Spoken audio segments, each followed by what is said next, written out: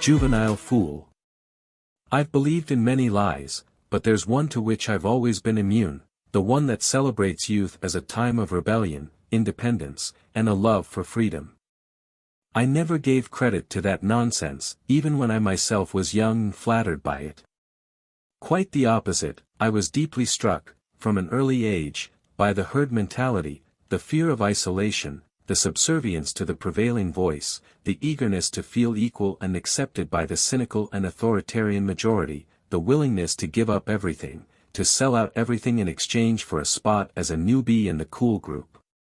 The young, it's true, often rebel against parents and teachers, but it's because they know deep down that they are on their side and will never respond to their aggression with full force.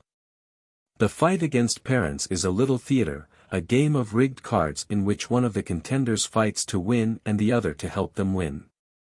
Very different is the situation of the young person among those of their generation, who don't have the indulgence of paternalism towards them. Far from protecting them, this noisy and cynical mass greets the newcomer with contempt and hostility that immediately show the need to obey in order not to succumb. It's from peers of their generation that they get their first experience of a confrontation with power, without the mediation of the age difference that grants discounts and mitigations.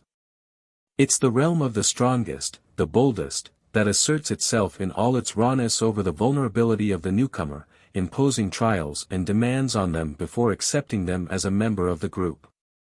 How many rituals, how many protocols, how many humiliations does the applicant endure to escape the terrifying prospect of rejection, of isolation?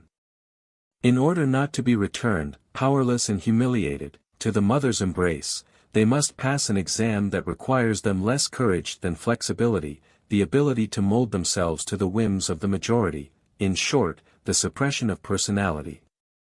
It's true that they submit to this with pleasure, with the eagerness of a lover who will do anything for a condescending smile.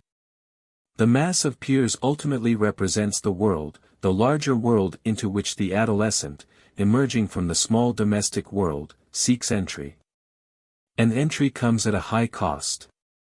The candidate must immediately learn a whole vocabulary of words, gestures, glances, a whole code of passwords and symbols. The slightest error exposes them to ridicule, and the rule of the game is generally implicit, needing to be guessed before it's known, mimicked before it's guessed. The mode of learning is always imitation, literal, servile, and without questioning. Entry into the world of youth rapidly activates the engine of all human excesses, the mimetic desire described by René Girard, where the object attracts not for its intrinsic qualities, but because it is simultaneously desired by another, whom Girard calls the mediator. It's not surprising that the initiation right into the group, requiring such a high psychological investment, ultimately leads the young person to complete exasperation, preventing them at the same time from directing their resentment back onto the group itself, the object of love that is withheld and therefore has the gift of transforming every impulse of bitterness into new loving investment. So where will the bitterness turn, if not towards the least dangerous direction?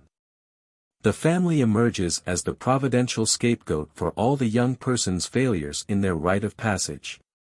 If they fail to be accepted into the group, the last thing that will occur to them is to attribute the blame for their situation to the shallowness and cynicism of those who reject them. In a cruel reversal, the blame for their humiliations will not be attributed to those who refuse to accept them as adults, but to those who accept them as children. The family, who gave them everything, will pay for the cruelties of the horde that demands everything from them. This is the essence of the famous adolescent rebellion: love for the stronger one who scorns them, disdain for the weaker one who loves them.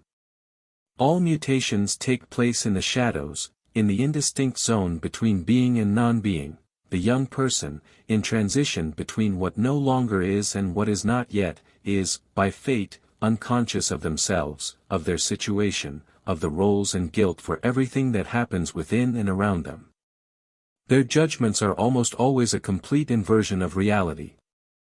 This is why youth, since the cowardice of adults gave them authority to dictate and control, has always been at the forefront of all the errors and perversities of the century: Nazism, fascism, communism, pseudo-religious sects, drug consumption. It's always the young who are one step ahead in the direction of the worst. A world that entrusts its future to the discernment of the young is an old and tired world, one that no longer has any future.